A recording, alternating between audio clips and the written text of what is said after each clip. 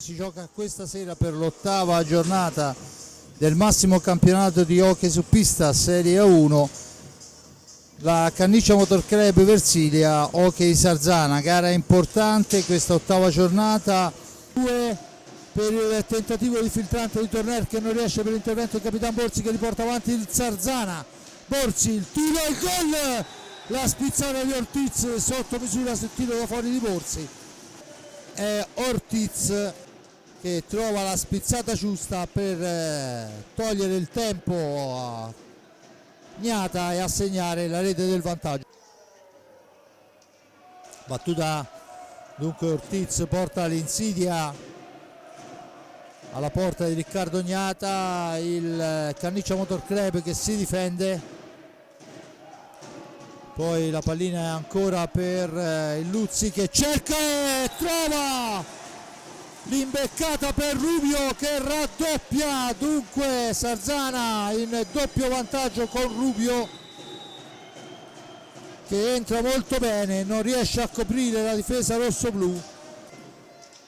Adesso è Ipignazar per Borgo, dietro porta Borgo, tenta il gol, non tenta, alza,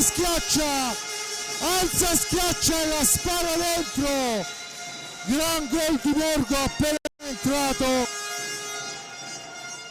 dietro porta la pianta là dove nessuno può niente.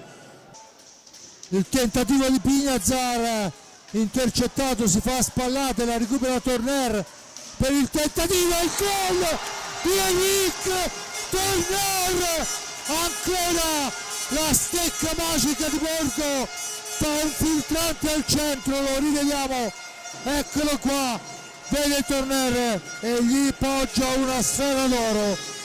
Sera che schizza lontana, la recupera il Sarzana per un 3 contro 2, sanguinosissimo ma grande Kerekes che si intromette, poi la sfera recuperata, ancora il vantaggio, è un capolavoro.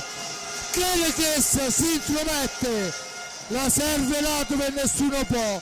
Torner, lo vediamo, Borgo la recupera, la serve a Torner, la dà a Ipignazar ed è ribaltato il tutto da Borgo che la difende nell'angolo, poi Corona si alza, la sfera nell'angolo, non ci è dato di vedere quanto succede.